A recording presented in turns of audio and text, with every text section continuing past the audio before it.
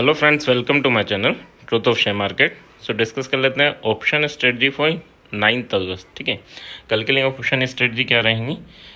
अच्छा, इसमें मैंने मेंशन कर रखा है कि 740 का लॉस से मैक्सिमम एंड मैक्सिमम प्रॉफिट है 6760। ठीक है, ओके। दो स्ट्रेटजी हैं, एक बुलिश एक बियरिश। ठीक है, तो आपका जो भी व्यू हो उसको आप बिल्ड कर सकते हैं ना।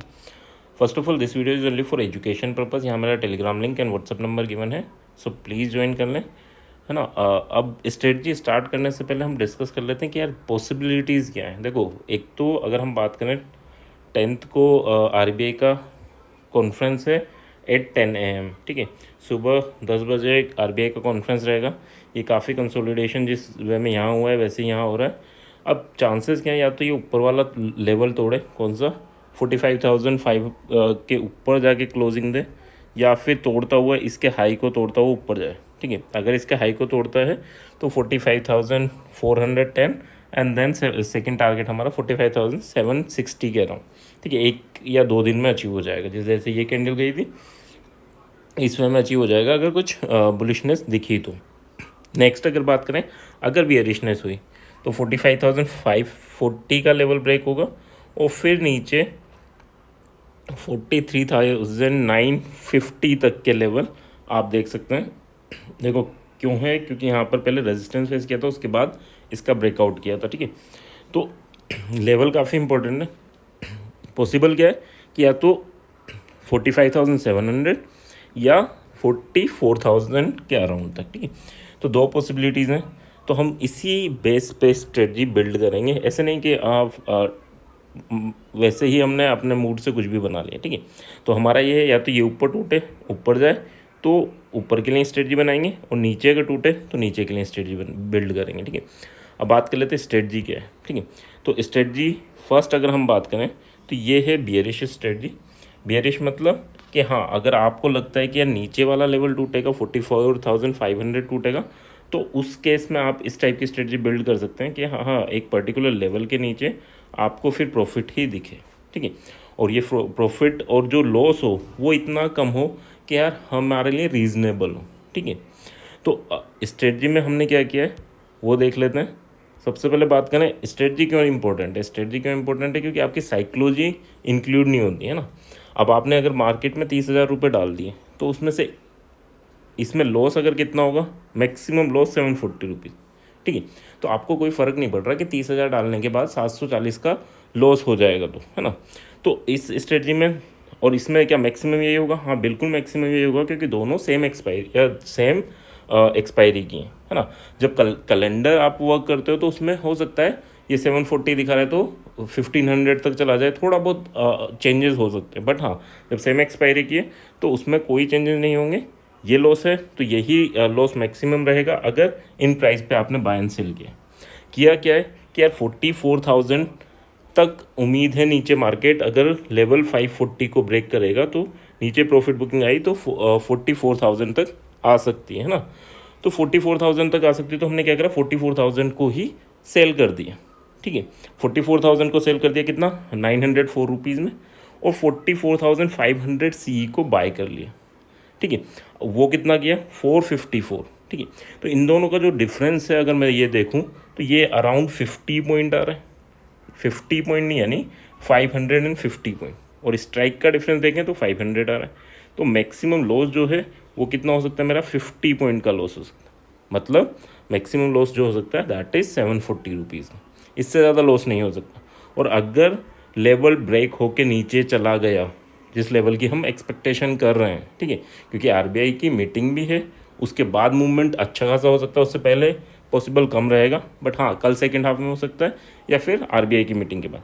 नीचे होगा नहीं होगा ये नहीं पता। अगर नीचे का आपका व्यू है तो आप इस टाइप से बिल्ड कर सकते हैं। ठीक है, तो नीचे अगर हुआ तो यहाँ पर आपको कितना बेनिफिट दिखा सकता है, मैक्सिमम प्रॉफिट 6,760 रुपीज़। ठीक है, मैक्सिमम प्रॉफिट आपका 6,700 और लॉस कितना है, 700। ठीक है, तो काफ़ी अच्छी स्ट्रेटजी है। और रेशियो क्या है, 1:9। देखो, रेशियो कितना भी बढ़ा सकते हैं हम, कितना भी प्रॉफिट लॉस का ये भी इंक्रीज़ कर सकते हैं, बट लॉजिकल जो हो वो इम्पोर्टेंट। लॉजिकल क्या है कि 540 टूटा था पिछली बार तो 200 तक तो गया ही था, बट इस बार अगर टूटेगा तो वो 44,000 तक जा सकता है ना, तो काफ़ी अच्छे चांसेस रहेंगे। ये लॉस रीजनेबल है, तो इस स्ट्रेटजी को हम बिल्ड कर सकते हैं। ठीक है, क्यों किया ये मैंने बता दिया, रिस्क टू रिवॉर्ड क्या है ये मैंने बता दिया। ठीक है, एंड मैक्सिमम लॉस कितना है, इससे ज़्यादा नहीं होगा, कोई दिक्कत नहीं। बट अगर ऊपर का लेवल टूटे तो, अगर हमारा व्यू बुलिश है, किसी का बियरिश है किसी का बुलिश है ना, दो ही व्यू हैं। बट स्ट्रेटजी में क्या होता है कि आपकी लॉसेस फिक्स हो जाते हैं। आपने 30,000 डाला, 700 का लॉस है, कोई दिक्कत नहीं होती है ना। बट अगर वैसे हम कोई भी चीज़ करेंगे तो वहाँ पर साइकोलॉजी इंक्लूड हो जाती। जब 30,000 डाल रहे हैं, 700 का लॉस हो गया तो 30,000 तक भी लॉस हो सकता है ना, ऑप्शन में अगर बात करें तो यहाँ पर फिक्स हो जाता है। अच्छा, कितना इसमें मार्जिन चाहिए होगा, अराउंड 30,000 के अराउंड मार्जिन चाहिए होगा एक लोड के लिए। ठीक है, तो अपने रिस्क के हिसाब से आप सोच सकते हैं, आप स्टडी कर सकते हैं ना, एटलीस्ट पेपर ट्रेडिंग कर सकते हैं। सेकेंड स्ट्रेटजी है दैट इज़ बुलिश, कि अगर मार्केट ने ऊपर के लेवल तोड़े और ऊपर जो 44,700 का लेवल है वहाँ तक जाने की सोची है ना, बैंक निफ्टी ने 44,700 तक जाने की, सॉरी 45,700 तक जाने की सोची। कब सोचेगा, जब 45,150 के अलाउ के ऊपर ये सस्टेन कर लेगा है ना, आधा घंटे सस्टेन कर लेगा तो नो डाउट अच्छा मूवमेंट आपको ऊपर दिखा सकता है। तो उस केसेस में क्या है, उस केसेस में हमने स्ट्रेटजी बिल्ड की है कि हाँ हमारा लॉस 900 रुपये के अराउंड होगा और बेनिफिट वंस अगेन वही 6,000 के अराउंड। पॉसिबल क्या था कि यार जो चार्ट में हमने देखा कि 44,700 तक जा सकते, ठीक है 750 तक जा सकते हैं, तो 45,700 का पी हमने सेल कर दिया। ठीक है, एंड 45,200 का पी हमने 500 पॉइंट दूर 200 का पी हमने बाय कर लिया। ठीक है, अब जो लॉस कितना हो सकता है, इन दोनों का जो डिफरेंस है माइनस इन दोनों का जो स्ट्राइक प्राइस। ठीक है, तो मैक्सिमम लॉस जो हो सकता है दैट इज़ 915 फॉर वन लोट है ना, और मैक्सिमम बेनिफिट कितना हो सकता है, तो 6,585 रुपीज़ है ना। तो बेनिफिट अच्छा खासा है, लॉस कितना है 900 रुपये। तो अगर आप बुलिश हैं, कि आपको लगता है कि बुलिश है, बट मेनली क्या होता है मैं कॉल ले लूँ और उसके बाद थोड़ा बहुत मार्केट नीचे आता है मैं एस एल लेके चला जाता। इन स्ट्रेटजीज में क्या होता है, एस एल के बराबर का ही हमारा लॉस है ना। जनरली आप एस एल लेते होंगे तो क्या 15-20 पॉइंट का बैंक निफ्टी में, तो उसके बराबर का ही आपका लॉसेज रहेंगे। ठीक है, तो लॉस फिक्स हो जाते हैं तो आप 3 दिन भी रुक सकते हो। तो मार्केट में आपको पता है 1 घंटे का मूवमेंट ही काफ़ी होता है ना, 200 300 पॉइंट की फिर कैंडल्स बन जाती हैं ना। तो आपका जो भी व्यू है उसके रेस्पेक्ट में आप स्ट्रेटजी बिल्ड कर सकते हो एंड स्ट्रेटजी फॉलो कर सकते हो। यहाँ रेशियो क्या रहेगा, 1:7। ठीक है, मैक्सिमम देखो जब तक ये इस रेंज में है, रेंज कौन सी बैंक निफ्टी की 45,100 के ऊपर नहीं सस्टेन कर रहा, जैसे इसके ऊपर सस्टेन करेगा 400 पहला लेवल दिखेगा, और जब 400 जाएगा तब भी आपको यहाँ पर जो 900 का लॉस है उसकी जगह आपको 2,500-2,600 का बेनिफिट हो जाएगा है ना। अब अगर आपको 5,000 का बेनिफिट हो गया तो आपको फिर रुकने की ज़रूरत नहीं है। अगर मान लो कल आपने स्ट्रेटजी बिल्ड की और 5,000 का बेनिफिट एक लोड पे हो गया है ना, तो 6,500 मैक्सिमम में 5,000 का अगर कल के कल में हो जाए तो फिर हमें कल ही एग्जिट मार देना। ठीक है, उसके बाद हम दूसरी स्ट्रेटजी बनाएंगे जहाँ पर इतना ही लॉस हो।